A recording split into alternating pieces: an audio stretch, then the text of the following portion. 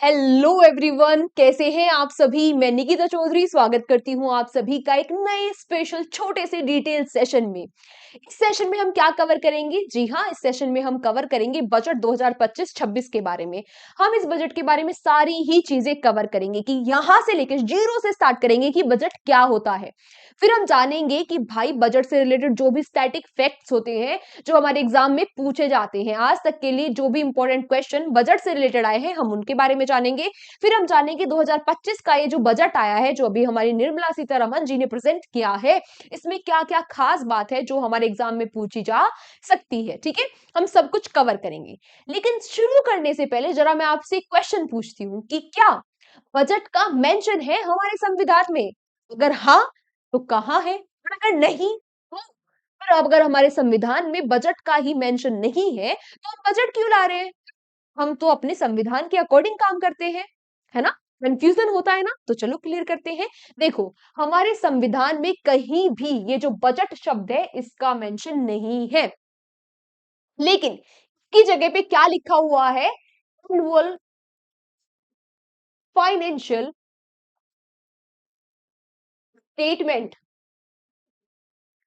और ये जो एनुअल फाइनेंशियल स्टेटमेंट है जिसको हम बजट के नाम से जानते हैं, ये किस आर्टिकल में लिखा हुआ है? आर्टिकल 112 में पूछा जाता है एग्जाम में। ठीक है, तो शुरू करें अपनी सेशन को। ठीक है, शुरू करते हैं। आप लोग जरा मुझे सबसे पहले ये बता दो कि फर्स्ट टाइम बजट कब आया था? हाँ, फर्स्ट टाइम बजट कब आया था? पहली बार बजट आया था ब्रिटिश इंडिया में 1860 में, जिसको प्रेजेंट किया था किसने? जेम्स विल्सन ने। जेम्स विल्सन ने। सारे ही क्वेश्चन सुपर इंपॉर्टेंट है, मेरे साथ साथ लिखते हुए चलना। अब बात करें ब्रिटिश इंडिया में तो जेम्स विल्सन ले आए थे, लेकिन आजाद भारत में पहली बार बजट किसके द्वारा लाया गया था? तो 1947 में जब हम आजाद हो गए थे तो पहला बजट लाया गया था आर के शनमुखन, चेट्टी जी के द्वारा। ठीक है, क्लियर? ओके। आपसे पूछा जाए कि वो पहली महिला कौन है जिन्होंने बजट पेश किया था? पहली महिला थी हमारी प्रधानमंत्री इंदिरा गांधी जी। ये बात भी आप याद रखना, इंदिरा गांधी जी। ठीक है, उसके अलावा पूछा जाए कि सबसे ज्यादा बजट आज तक किसने प्रेजेंट किए हैं, वो कौन से फाइनेंस मिनिस्टर है जो सबसे ज्यादा बजट लेकर आए हैं, तो वो कौन है? मोरारजी देसाई। मोरारजी देसाई, नाम याद रखना, कुछ भी ऐसा ही नहीं है, सारे क्वेश्चन पूछे हुए क्वेश्चन है, इसीलिए लिखते हुए मेरे साथ चलना। मैं यहाँ बात करूं निर्मला सीतारमण जी के बारे में, तो यहाँ पर बहुत सारे इंपॉर्टेंट फैक्ट्स है इनसे रिलेटेड। क्या क्या? सबसे पहली बात तो इस बार इन्होंने एट्थ बजट पेश किया है। एट्थ बजट इन्होंने पेश किया है, और लगातार 8 बजट लाने वाली, और लगातार लगातार 8 बजट लाने वाली ये फर्स्ट फाइनेंस मिनिस्टर है। ठीक है, अगर पूछे तो 8 बजट पेश करने करने वाली भी ये फर्स्ट फीमेल फाइनेंस मिनिस्टर है ना। सबसे ज्यादा तो मोरारजी देसाई ने किए हैं, इन्होंने 10 किए हैं। और अगर फीमेल पूछे तो ये कौन है? फीमेल है निर्मला सीतारमण जी। लेकिन लगातार सबसे ज्यादा बजट एक साथ लाने वाली, लगातार लाने वाली निर्मला सीतारमण जी ही है। उसके अलावा इंट्रीम इंट्रीम और कंप्लीट बजट लाने वाली पहली फाइनेंस मिनिस्टर कौन है? ये भी निर्मला सीतारमण ही है। अभी इंट्रीम क्या होता है मैम? तो इंट्रीम होता है भाई, जब इलेक्शन होने वाले होते हैं तो पूरे साल के लिए बजट नहीं लाया जाता। जैसे 2024 में इलेक्शन थे तो पूरे साल के लिए बजट नहीं लाया गया था, इंट्रीम बजट लाया गया था कि जब तक इलेक्शन होंगे, है ना, जब तक इलेक्शन होंगे, रिजल्ट आएगा, नई गवर्नमेंट बनेगी, तब तक के लिए बजट था, उसको इंट्रीम बजट कहते हैं। और वो भी निर्मला सीतारमण जी ही लेकर आई थी। ठीक है, आई बात समझ में? तो इंट्रीम और फुल बजट लाने वाली पहली फाइनेंस मिनिस्टर भी यही ही है। कुछ भी क्वेश्चन आए यहां से सही आंसर करोगे ना? हाँ, बहुत सही। अच्छा, इस बार की इनकी जो स्पीच थी वो कितनी लंबी थी? 77 मिनट की इनकी स्पीच थी, ये भी आप याद रखना। बात करें बजट के बारे में, लेकिन उससे पहले इन्होंने ये साड़ी पहनी है भाई। इस साड़ी से हमें क्या मतलब? हमें मतलब है क्योंकि यहां से क्वेश्चन आ सकता है। क्यों आ सकता है? क्योंकि इन्होंने जो ये साड़ी पहनी है और इस पे ये जो आप पेंटिंग देख रहे हो, ये कौन सी पेंटिंग है? मधुबनी। इससे तो नहीं दिखाई दे रहा होगा, कौन सी पेंटिंग पेंटिंग है? मधुबनी। इससे भी दिख रहा है? नहीं दिख रहा क्या? चलो, मधुबनी पेंटिंग है, मधुबनी पेंटिंग है ये। मधुबनी पेंटिंग कहाँ की है? बिहार की। कहाँ की है? बिहार की मधुबनी पेंटिंग है। इनकी साड़ी पे जो बनी हुई है, इन्होंने ये ही साड़ी क्यों पहनी? हाँ, नीतीश कुमार की वजह से? अरे नहीं नहीं बाबा, इनको ये साड़ी दुलारी देवी, दुलारी देवी जी ने गिफ्ट की थी। दुलारी देवी कौन है? ये मधुबनी पेंटिंग से रिलेटेड थी और इनको 2021 में पद्मश्री, पद्मश्री से सम्मानित किया गया था इनकी मधुबनी पेंटिंग वाली साड़ी के लिए। क्लियर सारी चीजें? क्लियर? यहां तक के जितने भी फैक्ट्स मैंने अभी तक आपको बताए हैं, ये सारे के सारे ही बहुत इंपॉर्टेंट है।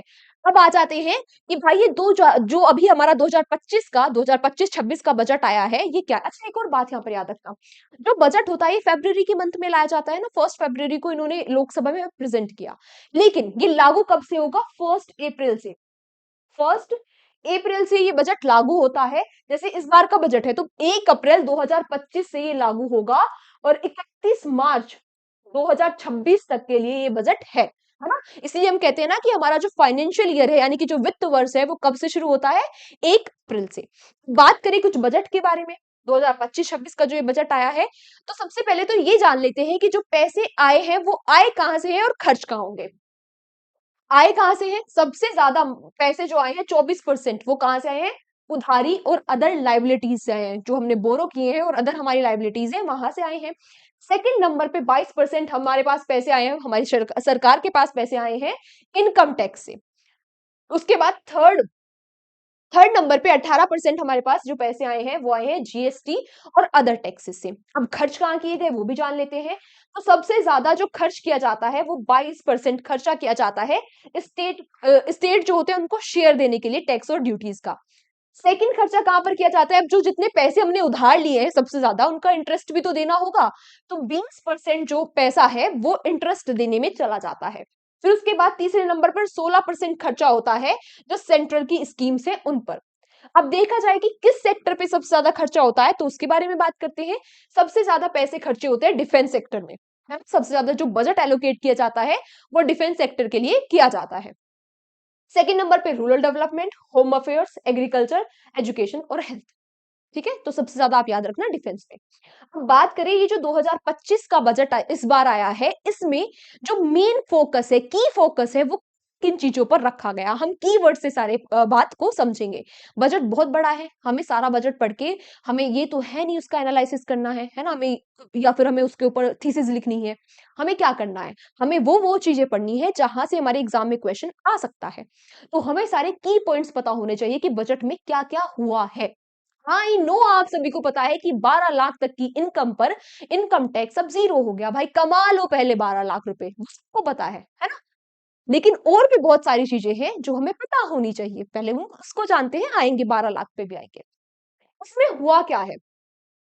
सबसे बड़ी बातें जो निर्मला सीतारमन जी ने बजट को पेश करते हुए, जो 77 मिनट का इनका स्पीच था, उसमें क्या क्या कही गई कि भाई जो सूती उद्योग है ना, जो सूती उद्योग है उसको बढ़ावा दिया जाएगा, कपास का उत्पादन है जो उस पर भी फोकस किया जाएगा।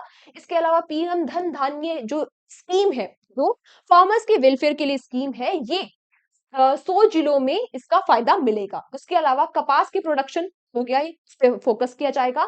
और यहाँ पर एक और इम्पोर्टेंट चीज ये हुई है कि जो किसान का क्रेडिट कार्ड है उसकी लिमिट को 3 लाख से बढ़ाकर 5 लाख कर दिया जाएगा। बात करें कि कौन कौन सी चीज है जो सस्ती हो गई है, तो 36 जो कैंसर की दवाई है वो सस्ते हो गए हैं, मेडिकल उपकरण सस्ते हो गए हैं, एलईडी टीवी भी सस्ते हुए हैं, है ना? हाँ, भारत में बने कपड़े ये भी सस्ते होंगे, mobile phone, battery, electric car, mobile phone और 82 सामानों से जो सेस है उसको हटा दिया गया है। सस्ते क्या क्या हुए हमें ये भी पता लग गया। बात करते हैं कि भाई क्या अहम बातें रही हैं हमारे बजट में। लो, आ गया आपका फेवरेट फैक्ट, है ना, जिसके बारे में आप हर जगह इंटरनेट पे बस यही चल रहा है कि भाई 12 लाख रुपए तक की इनकम पर अब कोई भी इनकम टैक्स नहीं रहेगा, शून्य। क्या हो गया? जीरो इनकम टैक्स रहेगा। ठीक है, अगर बात करी जाए कि जो इनकम टैक्स बिल है वो अगले हफ्ते लाया जाएगा, यानी कि अभी क्या हुआ है, अभी सिर्फ ना ये बजट जो है, ये रोड मैप जो है, ये निर्मला सीतारमन जी हमारे फाइनेंस मिनिस्टर के द्वारा अभी लोकसभा में, पार्लियामेंट में प्रेजेंट किया गया है। ठीक है, अभी जो बिल ये चेंजेस होंगे उनके लिए तो बिल लाया जाएगा ना, तो वो अगले हफ्ते लाया जाएगा। क्लियर? वरना तो बच्चों को यही समझ में नहीं आ रहा कि ये मतलब अभी बजट आ गया बिल लाया जाएगा, ये क्या चल रहा है। क्योंकि उसके अलावा क्या किया गया, जो एफआईडी है, फॉरेन डायरेक्ट इन्वेस्टमेंट है, उसको इंश्योरेंस बीमा पर उसकी सीमा को 74% से परसेंट कर दिया गया है। जो गंभीर बीमारियों की दवाइयाँ हैं, उनसे कस्टम ड्यूटीज़ को हटा दिया गया है। उसके अलावा जो 60 टैरिफ रेट है, उसको भी हटाया गया है और 57 जो दवाइयाँ हैं, उनको निःशुल्क कर दिया गया है। किसान क्रेडिट कार्ड के बारे में हमने बात कर ली है कि 3 लाख से बढ़ाकर उसकी सीमा 5 लाख तक कर दी गई है। इसके अलावा जो स्ट्रीट वेंडर्स हैं, उनको 30,000 रुपए तक का क्रेडिट कार्ड प्रोवाइड कराया जाएगा। जो बच्चे हैं, उनके लिए 50,000 अटल क्रिंग लैब्स को खोला जाएगा। सक्षम आंगनवाड़ी पोषण के तहत जो 1 करोड़ गर्भवती महिलाएं हैं, उनको लाभ मिलेगा। जो गिग वर्कर है, उनका ई श्रमिक पोर्टल पर पंजीकरण करके उनको कार्ड दिया जाएगा। गिग वर्कर क्या होते हैं? हाँ, जो ओला, उबर, जोमेटो, रैपिडो है ना, ये सब आपको जो ये सुविधाएं प्रोवाइड कराते हैं, उन वर्कर्स को हम क्या कहते हैं? गिग वर्कर्स कहते हैं। किसी दिन ये गिग वर्कर बहुत ही इंटरेस्टिंग टॉपिक है, हम अलग से इस पे चर्चा करेंगे। और अगर हम बात करें और क्या-क्या हुआ है, मखाना बोर्ड, कहाँ? बिहार में मखाना बोर्ड बनेगा, है ना? मखाने की खेती सबसे ज़्यादा कहाँ होती है? बिहार में। तो मखाना बोर्ड बनाया जाएगा बिहार में। जो मेडिकल कॉलेज में सीट्स हैं, उनको 75,000 तक बढ़ाया जाएगा। आईआईटी में भी 65,000 सीट्स को बढ़ाया जाएगा और जो आईआईटी पटना है, उसका एक्सपेंशन भी किया जाएगा। ठीक है? आया बजट समझ में? अच्छा लगा सेशन? अगर सेशन अच्छा लगा हो तो मुझे कमेंट बॉक्स में ज़रूर बताना और भी आप किसी टॉपिक पे ऐसे पर्टिकुलर टॉपिक पे वीडियो चाहते हो तो मुझे वो भी बताना। ऐसे सेशंस आपको इसमें आपका कुछ सजेशन हो तो आप मुझे वो भी बता सकते हैं, है ना? आप फ्री हैं कुछ भी अपने सजेशन शेयर करने के लिए, कुछ इम्प्रूवमेंट हो सकता है, बेस्ट था सेशन, आपको बिल्कुल अच्छा लगा, सारी चीज़ें समझ में आई, जैसा भी आपको लगा आप मुझे कमेंट बॉक्स में बता सकते हैं। बाकी आप सभी बच्चों से मुलाकात होगी अब डेली करंट अफेयर्स वाले सेशन में। तब तक अपना ध्यान रखिए, अच्छे से मन लगाकर शिद्दत और ईमानदारी के साथ पढ़ाई करते रहिए। जितने भी मैंने आपको फैक्ट्स बताए हैं, भले वो स्टैटिक फैक्ट्स थे, बजट के बारे में फैक्ट्स थे या 2025-26 के बजट के बारे में फैक्ट्स थे, उन सभी को आप नोट डाउन कर लेना और उनको एक बार रिवाइज कर लेना क्योंकि बजट से जनरली क्वेश्चंस देखे जाते हैं एग्जाम में और अभी बहुत सारे एग्जाम्स जो है वो आने ही वाले हैं। बाकी मिलते हैं आपसे, तब तक अपना ध्यान रखिए, अपने बड़ों का सम्मान कीजिए, अपने छोटों को प्यार दीजिए। Take care, bye bye.